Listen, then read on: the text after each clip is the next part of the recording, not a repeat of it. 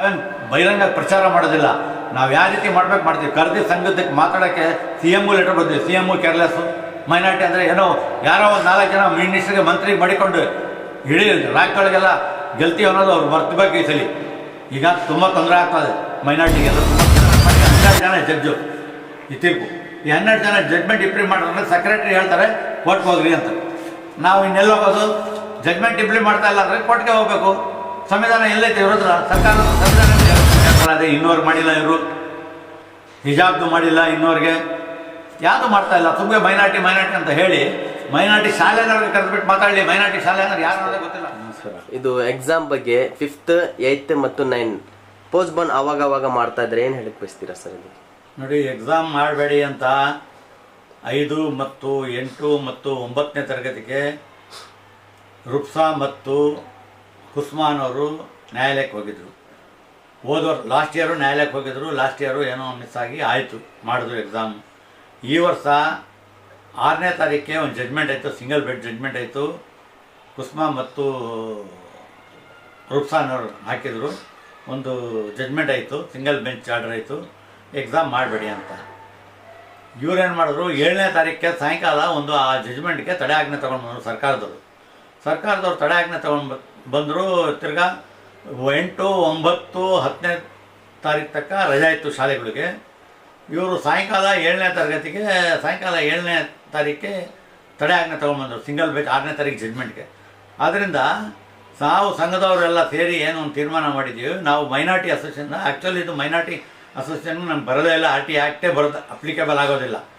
Exam ಮಾಡೋಕ್ಕೆ ಆಗ್ತದೆ, exam ಮಾಡ್ಬೋದು. ಬೇಡ ಅಂದರೆ ಎಕ್ಸಾಮ್ ಯಾವ ರೀತಿ ಐತೆ RT ಆ್ಯಕ್ಟ್ ಪ್ರಕಾರ ಇವರು ಆ ಥರ ಮಾಡ್ತಾಯಿಲ್ಲ. ಇವರು ಸರ್ಕಾರದವರು ಬೇರೆ ರೀತಿ ಎಕ್ಸಾಮ್ ತೊಗೊಂಡೋಗ್ತವ್ರೆ. ಬೇರೆ ರೀತಿ ಪಬ್ಲಿಕ್ 5ನೇ ಕ್ಲಾಸ್ಗೆ ಪಬ್ಲಿಕ್ ಎಕ್ಸಾಮ್ ಥರ ಮಾಡಿ, ಯಾರೋ ಇನ್ವಿಟೇಟರ್ ಬೇರೆಯವ್ರು ಬರ್ತಾರೆ, ನಿಮ್ಮ ಪೇಪರ್ ಎಲ್ಲ ತೊಗೊಂಡೋಗಿ ಕೊಡಬೇಕು, ಎಕ್ಸಾಮ್ಗೆ ನಮ್ಮ ಟೀಚರ್ ಬೇರೆ ಕಡೆ ಹೋಗಬೇಕು. ಇದರಿಂದ ಮಾಡುವಾಗ ಮಕ್ಕಳಿಗೆಲ್ಲ ಒಂಥರ ಕನ್ಫ್ಯೂಸ್ ಆಗ್ತಾಯಿದೆ, ಪೇರೆಂಟ್ಸ್ಗೆ ಕನ್ಫ್ಯೂಸ್ ಆಗ್ತದೆ. ಆಮೇಲೆ ನನ್ನೇ ಏನು ಮಾಡಿದ್ದಾರೆ, 12ನೇ ತಾರೀಕಿಗೆ 2 ಸಬ್ಜೆಕ್ಟ್ ಆಗೋಯ್ತು ಎಕ್ಸಾಮ್. ಫಸ್ಟ್ 11ಕ್ಕೆ 12ಕ್ಕೆ 12 ಸಾಯಂಕಾಲದೊಳಗೆ ಒಂದು ಸುಪ್ರೀಂ ಕೋರ್ಟ್ ಆದೇಶ ಬಂತು. ಕುಸ್ಮಾ ಮತ್ತು ರುಪ್ಸಾನವರು ಸುಪ್ರೀಂ ಕೋರ್ಟ್ಗೆ ಹೋಗಿ ಇದು ಮಾಡಿ ಈ ಆರ್ಡರ್ಗೆ ತಡೆ ಆಜ್ಞೆ ತೊಗೊಂಡು ತಿರ್ಗಾ ಏನಂತ, ಎಕ್ಸಾಮ್ ಮಾಡಬೇಡಿ, ಹೋಲ್ಡ್ ಮಾಡಿ ಅಂತ. ಈ ಎಕ್ಸಾಮ್ ಮಾಡಬೇಡಿ ಅಂತ ಇದರಿಂದ ಈ ಖಾಸಗಿ ಶಾಲೆಯವ್ರಿಗೆಲ್ಲ ತುಂಬ ತೊಂದರೆ ಆಗ್ತಾಯಿದೆ.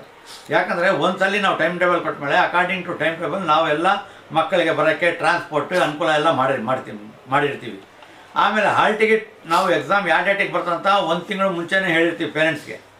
ಅವ್ರು ಏನು ಮಾಡ್ತಾರೆ, ಹೊರಗಡೆ ಹೋಗೋರು, ಬೇರೆ ರಾಜ್ಯಕ್ಕೆ ಹೋಗೋರು ಟಿಕೆಟ್ ಎಲ್ಲ ರಿಸರ್ವೇಷನ್ ಮಾಡಬೇಕು. ರೈಲ್ವೆ ಟಿಕೆಟ್ನೆಲ್ಲ 3 ತಿಂಗಳು ಮುಂಚೆ ರಿಸರ್ವ್ ಮಾಡಬೇಕು. 2 ತಿಂಗಳು 3 ತಿಂಗಳಿಗೆ ರಿಸರ್ವ್ ಮಾಡಿರ್ತಾರೆ. ತಕ್ಷಣವೇ ಈ ಸರ್ಕಾರದವರು ಬದಲಾವಣೆ ಮಾಡಿದ್ರೆ ಇದು ಭಾರಿ ಈ ಪೋಷಕರಿಗೆ ಅನನುಕೂಲ ಆಗ್ತದೆ. ಸರ್ಕಾರದವ್ರು ಏನು ಯೋಚನೆ ಮಾಡ್ದಲೆ ಎಕ್ಸಾಮ್ ಮಾಡಿ ಅಂದರೆ ನಾವೇ ಕ್ಲೀನ್ ಆ್ಯಂಡ್ ಫೇರ್ ಎಕ್ಸಾಮ್ ಮಾಡ್ತೀವಿ. ಬರೀ ಆದೇಶ ಕೊಟ್ಟರೆ ಸಾಕು. ಇವ್ರು ಏನು ಮಾಡ್ತಾರೆ, ಅದಕ್ಕಿಂತ ಕ್ಲೀನ್ ಆ್ಯಂಡ್ ಫೇರ್ ಎಕ್ಸಾಮ್ ನಾವೇ ಮಾಡಿ ಇವ್ರಿಗೆ ಸಬ್ಮಿಟ್ ಮಾಡ್ತೀವಿ ಎಲ್ಲ. ಯಾವ ಮಕ್ಕಳಿಗೂ ಏನು ಇವ್ರು ಮಾಡೋ ಎಕ್ಸಾಮ್ನೊಳಗೆ ತುಂಬ ಪ್ರಾಬ್ಲಮ್ ಬರ್ತದೆ. ಎಲ್ಲೋ ಪೇಪರ್ ತೊಗೊಂಡ್ಬರ್ಬೇಕು, ಎಲ್ಲೋ ಪೇಪರ್ ಹಾಕಬೇಕು, ಯಾರೋ ಮಾಡಬೇಕು, ಎಲ್ಲೋ ತೊಗೊಂಡು ಹಾಕೋದು, ಆ ಥರ ಎಲ್ಲ RT ಆ್ಯಕ್ಟ್ನೊಳಗೆ ಇರೋದು. ಯಾರು ಪಾಠ ಮಾಡಿರ್ತಾರೆ ಅದೇ ಟೀಚರ್ ಅವ್ರು ವ್ಯಾಲ್ಯೂಯೇಷನ್ ಮಾಡಬೇಕು, ಆ ಥರ ಇರೋದು. ಅದರಿಂದ ಇವ್ರು ಏನೋ ಸರ್ಕಾರದವ್ರಿಗೇನು ಗೊತ್ತಿಲ್ಲ, ಏನಕ್ಕೆ ಮಾಡ್ತಾಯಿದ್ದಾರೆ. ಅವ್ರಿಗೇನು ಮಿನಿಸ್ಟರ್ ಆದೇಶ ಆಯಿತಾ, ಕಮಿಷನರ್ ಆದೇಶ ಆಯಿತಾ, ಸೆಕ್ರೆಟರಿ ಆದೇಶ, ಇದು ಯಾರ ಆದೇಶ ಮೇಲೆ ನಡೀತಾ ಇದೆ ಸರ್ಕಾರ, ಏನು ಮಾಡ್ತಾರೋ ನಮಗೆ ಗೊತ್ತಾಗ್ತಾ ಇಲ್ಲ. ಭಾರಿ ಮಕ್ಕಳಿಗೆ ಮಾತ್ರ, ಪೋಷಕರು ಮಾತ್ರ ತುಂಬ ತೊಂದರೆ ಆಗ್ತದೆ, ಕನ್ಫ್ಯೂಸ್ ಆಗ್ತದೆ. ಇದರಿಂದ ಖಾಸಗಿ ಶಾಲೆಗೆ ಒಂಥರ ಕೆಟ್ಟ ಒಂದು ಇದು ಬರ್ತದೆ, ಭಾವನೆ ಬರ್ತದೆ. ಯಾವಾಗಲೂ ಏನು ಹೇಳ್ತಾ ಮಾಡ್ತಾಯಿದ್ದಾರೆ, ಏನು ಸರ್ ಇದು ಅಂತ. ಅದರಿಂದ ಸರ್ಕಾರದವರು ಯಾವುದೇ ಇರೋ ಸರ್ಕಾರ ಸಂವಿಧಾನ ಉಳಿಸಿ ಇದು ಮಾಡಿ ಅಂತಾರೆ. ಸಂವಿಧಾನಕ್ಕೆ ಬೆಲೆ ಇಲ್ಲದಂಗೆ ಆಗ್ಬಿಡೋದಲ್ಲ. ಹೈಕೋರ್ಟ್ ಆದೇಶಗಳಿಗೆ ಒಪ್ಕೊಳ್ತಾ ಇಲ್ಲ. ನೀವು ತಡೆ ಆಜ್ಞೆ ತೊಗೊಂಡು ಬರ್ತೀರಾ, ಅದು ಮಾಡ್ತೀರಾ, ಸಿಂಗಲ್ ಜಡ್ಜ್ಗೆ ತಡೆ ಆಜ್ಞೆ ತೊಗೊಂಡು ಬಂದಿದ್ದೀರಾ. ಯಾಕೆ ತಡೆ ಆಜ್ಞೆ ತೊಗೊಂಡು ಹಂಗೆ ಮಾಡಿ ಅಂತ ಹೇಳಿದರೆ ನಾವು ಶಾಲೆನವರು ಮುಗಿಸ್ತಿದ್ರು ಮಾಡಿ. ಇವರು ಮಾಡಿ ತಿರ್ಗಾ ನಾವು ಕೋರ್ಟ್ಗೆ ಹೋಗಿ ನಮಗೆ ಒಂಥರ ಅವಮಾನ ಆಗಿ ನಾವು ಸಂಘದವರೆಲ್ಲ ಹೋಗಿ ತಿರ್ಗಾ ಸುಪ್ರೀಂ ಕೋರ್ಟ್ಗೆ ತಿರ್ಗಾ ತಡೆ ಆಜ್ಞೆ ತೊಗೊಂಡು ಬಂದಿದ್ದಾಯಿತು. ಅದರಿಂದ ಅವ್ರು ಮಾಡ್ತಾರಂತ ನಾವು ಮಾಡ್ತಾಯಿದ್ದೀವಿ, ಅವ್ರು ಮಾಡ್ತಾಯಿದ್ದಾರೆ. ಅದರಿಂದ ಇದು ತುಂಬ ಮಕ್ಕಳ ಮೇಲೆ ಒಂಥರ ಕೆಟ್ಟ ಪರಿಣಾಮ ಬೀಳ್ತದೆ. ಪೋಷಕರಿಗೂ ಒಂದು ಕೆಟ್ಟ ಸಂದೇಶ ಹೋಗ್ತದೆ. ಸರ್ಕಾರ ಮಾಡ್ತಾ ಇರೋ ಕೆಲಸಕ್ಕೆ ಸರ್ಕಾರನೇ ನ್ಯೂಸ್ನಲ್ಲಿ ಇರ್ತದೆ, ಪೇಪರ್ನಲ್ಲಿ ಬರ್ತದೆ, ಸರ್ಕಾರದ ಮೇಲೇ ಕೆಟ್ಟ ಸಂದೇಶ ಹೋಗ್ತದೆ. ಸಂವಿಧಾನ ಉಳಿಸಿ ಅಂತ ಸಿದ್ದರಾಮಯ್ಯ ದಿನ ಹೇಳ್ತಾವ್ರೆ. ಎಲ್ಲಿ ಉಳಿಸ್ತಾ ಇದ್ದಾರೆ ನೋಡಿ, ಸಂವಿಧಾನ ಉಳಿಸಿ ಅಂತ ಹೇಳ್ತಾ ಇದ್ದಾರೆ. ಇವತ್ತವರೆಗೂ ಸುಪ್ರೀಂ ಕೋರ್ಟ್ ಜಜ್ಮೆಂಟ್ ಆಗಿಲ್ಲ. ಜಜ್ಮೆಂಟ್ ಆಗಿದೆ, 12 ಬೆಂಚ್ ಜಜ್ಮೆಂಟು ನೋಡಿ.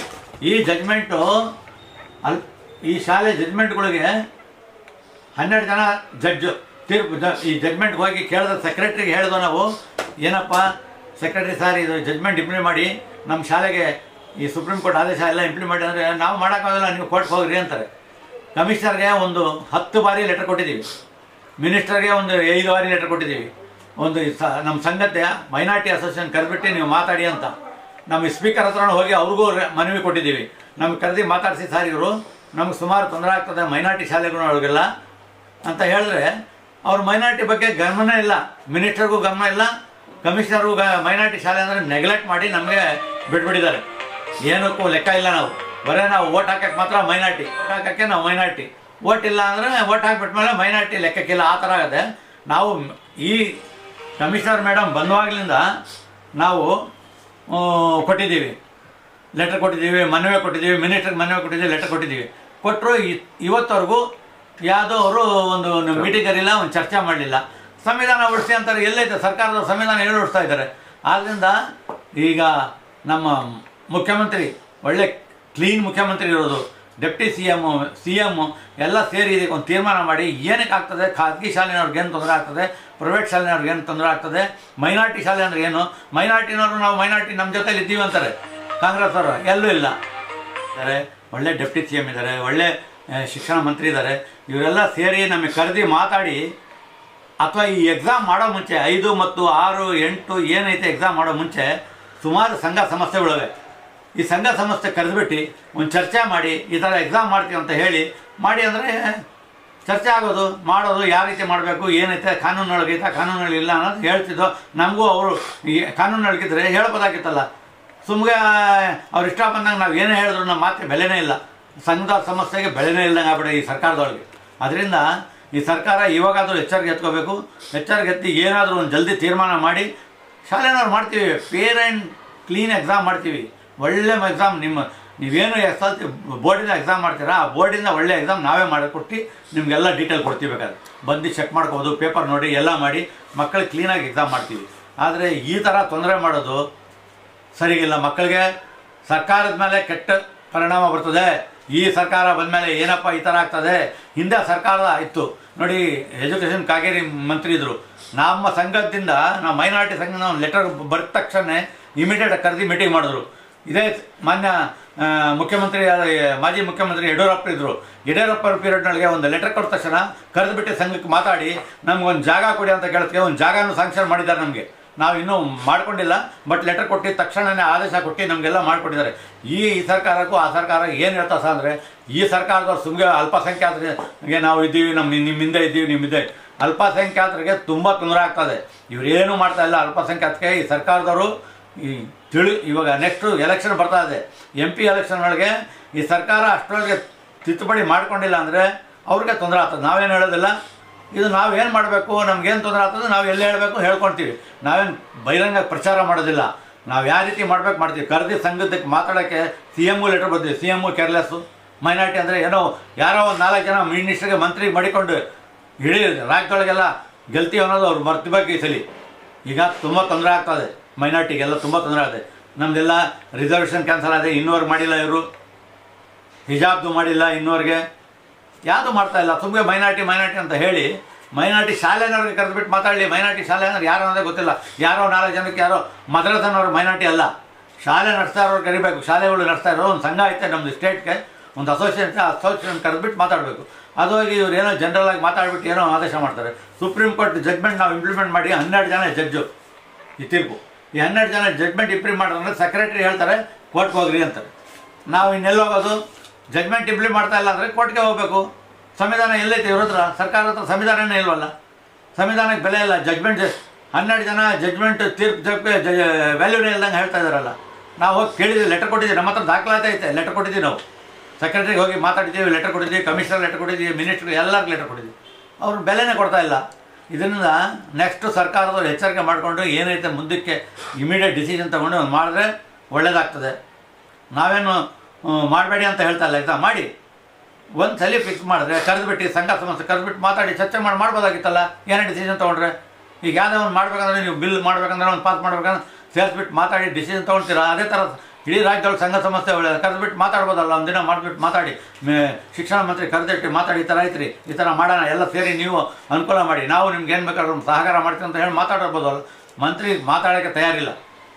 ಶಿಕ್ಷಣ ಮಂತ್ರಿ ಯಾವುದೇ ಲೆಟ್ರ್ ಕೊಟ್ಟರು ಕರೆದುಬಿಟ್ಟು ಮಾತಾಡೋಕ್ಕೆ ತಯಾರಿಲ್ಲ. ನಾವು ಸ್ಪೀಕರ್ ಹತ್ರ ಹೋಗಿ 5 ಸಲ ಹೋಗಿದ್ದೀವಿ. ಸ್ಪೀಕರ್ ಹತ್ರ ಆಫೀಸ್ಗೆ ಹೋಗಿ ಸ್ಪೀಕರ್ ಆಫೀಸಿಂದ ಫೋನ್ ಮಾಡ್ತಿದ್ದೀವಿ. ಫೋನ್ ಮಾಡಿದ್ರು ಜವಾಬಿಲ್ಲ, ರೆಸ್ಪಾನ್ಸಿಬಿಲಿಟಿ ಇಲ್ಲ. ಒಂದು ಮೈನಾರಿಟಿ ಅಂದರೆ ಇಷ್ಟು ನೆಗ್ಲೆಕ್ಟ್ ಮಾಡ್ತಾ ಇದ್ದಾರೆ ಈ ಸರ್ಕಾರದವರು. ಸರ್, ಈಗ ಗೌರ್ಮೆಂಟ್ ಸ್ಕೂಲಲ್ಲಿ 1ನೇ ಕ್ಲಾಸಿಂದ 9ನೇ ಕ್ಲಾಸ್ವರೆಗೂ ಪಾಸ್ ಮಾಡಿಬಿಡ್ತಾರೆ. ಅದ್ರ ಬಗ್ಗೆ ಏನು ಸರ್ ನೀವು ಹೆಂಗೆ ಹೇಳ್ತೀರಿ? ಗೌರ್ಮೆಂಟ್ ಸ್ಕೂಲ್ನೊಳಗೆ ಏನಾರು ಮಾಡಿರಿ, ಗೌರ್ಮೆಂಟ್ ಶಾಲೆಯಲ್ಲಿ ಯಾರು ಪೋಷಕರು ಒತ್ತಡ ಕೊಡೋದಿಲ್ಲ. ಅವ್ರು ಯಾರು ಎಲ್ಲೋಗ್ತಾರೆ, ಸರ್ಕಾರಕ್ಕೆ ಏನು ಫೀಸ್ ಕಟ್ತಾ ಇಲ್ಲ. ಖಾಸಗಿ ಶಾಲೆಯಲ್ಲಿ ಫೀಸ್ ಕಟ್ಟಿ ಓದಿಸ್ತಾರೆ ಮಕ್ಕಳಿಗೆ.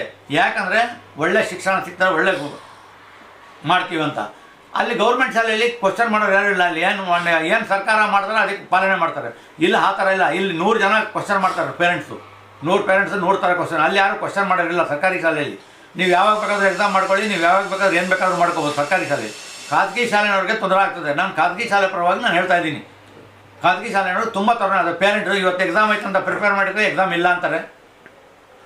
3 ದಿನ ಹಿಂದೆ 6ನೇ ತಾರೀಕು ತಗ ಎಕ್ಸಾಮ್ದು ಡೌಟ್ ಇತ್ತು. 6ನೇ ತಾರೀಕು ಇಷ್ಟ ಆಯಿತು. 7ನೇ ತಾರೀಕು ತಿರ್ಗಾ ಪತ್ರಗಳು ಬಂತು. ತಿರ್ಗಾ 7ನೇ ತಾರೀಕು ಸಾಯಂಕಾಲ ತಿರ್ಗಾ ತೀರ್ಮಾನ ಮಾಡಿದ್ರು. ಇದರಿಂದ ಪೋಷಕರುಗಳಿಗೂ ಗೊಂದಲ, ಮ್ಯಾನೇಜ್ಮೆಂಟ್ ನಡ್ಸೋಕ್ಕೆ ನಮಗೆ ತೊಂದರೆ. ನಾವು ಟ್ರಾನ್ಸ್ಪೋರ್ಟ್ ಎಲ್ಲ ಅನುಕೂಲ ಮಾಡಬೇಕು ಮಕ್ಕಳು ಬರೋಕ್ಕೆ. ಗೌರ್ಮೆಂಟ್ ಸ್ಕೂಲಲ್ಲಿ ಟ್ರಾನ್ಸ್ಪೋರ್ಟ್ ಇಲ್ಲ, ಏನಿಲ್ಲ. ಯಾವಾಗಲೂ ಹೇಳುವಾಗ ಬರ್ತಾರೆ, ಹೇಳುವಾಗ ಹೋಗ್ಬಿಡ್ತಾರೆ. ನಾವು ಟ್ರಾನ್ಸ್ಪೋರ್ಟ್ ಅರೇಂಜ್ ಮಾಡಬೇಕು. ಮಕ್ಕಳಿಗೆ ಬೆಳಗ್ಗೆ ಒಂದು ಮಧ್ಯಾಹ್ನ ಎಕ್ಸಾಮ್ ಮಾಡಿದ್ದಾರೆ, 2:15ಗೆ ಎಕ್ಸಾಮ್ ಮಾಡಿದ್ದಾರೆ.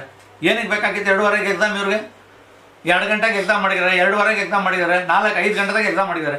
ಯಾರು ಇರ್ತಾರೆ 5 ಗಂಟೆದಾಗ ಮಕ್ಕಳು ಕಾಯ್ಕೊಂಡು ಟ್ರಾನ್ಸ್ಪೋರ್ಟ್ ತೊಗೊಂಡು ಹೋಗಿ ಹೋಗಿ ಮಾಡೋಕ್ಕೆ? ಬೆಳಗ್ಗೆ ಎಕ್ಸಾಮ್ ಮಾಡಿ ತೊಗೊಂಡೋಗಿ ನಮ್ಮ ಮಕ್ಕಳಿಗೆ ಒಂದೇ ಸಲ ಮಾಡಿದರೆ ತೊಗೊಂಡೋಗಿ ಬಿಡ್ತಿದ್ದು. ಈಗ 5ನೇ ಕ್ಲಾಸ್ಗೆ ಒಂದು ಮಾಡಿದ್ದಾರೆ, 7 ಗಂಟೆಗೆ ಒಂದು ಟೈಮ್ ಮಾಡಿದ್ದಾರೆ. ಏನಕ್ಕೆ ಇಡಬೇಕಿತ್ತು ಟೈಮು? ಈ ಥರ ಮಾಡಿ ತೊಂದರೆ ಆಗ್ತದೆ. 5ನೇ ಕ್ಲಾಸ್ಗೆ ಒಂದು ಸಲ ಹೋಗ್ಬೇಕು ಟ್ರಾನ್ಸ್ಪೋರ್ಟ್ ತರೋಕ್ಕೆ ಬಸ್ಸು, 8ನೇ ಕ್ಲಾಸ್ ಒಂದು ಸಲ ಹೋಗಬೇಕು ಬಿಡೋಕ್ಕೆ ತೊಗೊಂಡು ಬರೋಕ್ಕೆ. ಇದರಿಂದ ಟ್ರಾನ್ಸ್ಪೋರ್ಟ್ ಬರ್ಡನ್ ಆಗ್ತದೆ ನಮಗೆ, ಮ್ಯಾನೇಜ್ಮೆಂಟ್ಗೆಲ್ಲ. ಆದ್ದರಿಂದ ಸರ್ಕಾರದವರು ಏನೈತೆ ಒಂದು ತೀರ್ಮಾನ ಮಾಡಬೇಕಿದು. ಶಿಕ್ಷಣ ಮಂತ್ರಿ ತಗೋಬೇಕು, ಕಮಿಷನರ್ ತಗೋಬೇಕು, ಸೆಕ್ರೆಟರಿ ತಗೋಬೇಕು ತೀರ್ಮಾನ. ಇವ್ರು ಯಾರು ಏನಿಲ್ಲ. ಸೆಕ್ರೆಟರಿ ಕೇಳಿದ್ರೆ ಮಿನಿಸ್ಟ್ರ್ ಮೇಲೆ ಹೇಳ್ತಾರೆ, ಮಿನಿಸ್ಟ್ರ್ ಕೇಳಿದ್ರೆ ನನಗೆ ಗೊತ್ತಿಲ್ಲ, ಕರೆದ್ಬಿಟ್ಟು ಮಾತಾಡ್ತೀನಿ ಅಂದರೆ ಈ ಥರ ಎಲ್ಲ ನಡೆಯೋದಿಲ್ಲ. ಒಂದು ಡಿಸಿಷನ್ ತೊಗೊಂಡು ಕ್ಲೀನಾಗಿ ಮಾಡಬೇಕು. RT ಆ್ಯಕ್ಟ್ ಪ್ರಕಾರ ಮಾಡಿ, ನಾವು ಬೇಡ ಅಂತ ಹೇಳ್ತಾ. RTE ಆ್ಯಕ್ಟ್ನೊಳಗೆ ಏನೈತೆ ಆ ಥರ ಮಾಡಿ. 9ನೇ ಕ್ಲಾಸ್ ತಗ ಪಾಸ್ ಮಾಡ್ಕೊಂಡು ಹೋಗಿ ಅಂತ RTE ನೋಡಿ ಬರ್ದಾದ್ರೆ ಈ ಎಕ್ಸಾಮ್ ಮಾಡಿ ನೀವೇನು ಪ್ರಯೋಜನ? ನೀವು ಗೌರ್ಮೆಂಟ್ ಶಾಲೆಯಲ್ಲಿ ನೀವೇನು ಬೇಕಾದ್ರೂ ಮಾಡಿ. ಆಮೇಲೆ ಇವ್ರು ಯಾಕೆ ಮಾಡ್ತಾ ಇದ್ದಾರೆ ಉದ್ದೇಶ ಹೇಳ್ತೀನಿ. ಇವತ್ತು ಬರೀ ಪಟ್ಟಿ ಪುಸ್ತಕ ಪರ್ಚೇಸ್ ಮಾಡಬೇಕು ಸರ್ಕಾರದಿಂದ. ಅದಕ್ಕೋಸ್ಕರ ನಮ್ಗೆ 5ನೇ ಕ್ಲಾಸ್ಗೆ ಎಕ್ಸಾಮ್ ಮಾಡಿದ್ದಾರೆ. ಗೌರ್ಮೆಂಟ್ ಟೆಕ್ಸ್ಟ್ ಬುಕ್ಕೇ ತೊಗೋಬೇಕಂತ ಆದೇಶ ಮಾಡಿದ್ದಾರೆ. ಗೌರ್ಮೆಂಟ್ ಬುಕ್ ತೊಗೊಂಡೇ ಓದಬೇಕಂತ ಹೈಕೋರ್ಟ್ ಆದೇಶ ಐತೆ ನಮ್ಮ ಹತ್ರ. ಪಟ್ಟಿ ಪುಸ್ತಕ ಯಾವುದು ಬೇಕಾದರೆ ತೊಗೋಬೋದು, ನೀವೇ ಕಡ್ಡಾಯ ಮಾಡಬೇಡಿ, ಅವ್ರಿಗೆ ಕೇಳಿದ್ದು ತೊಗೊಳ್ಳಿ ಅಂತ.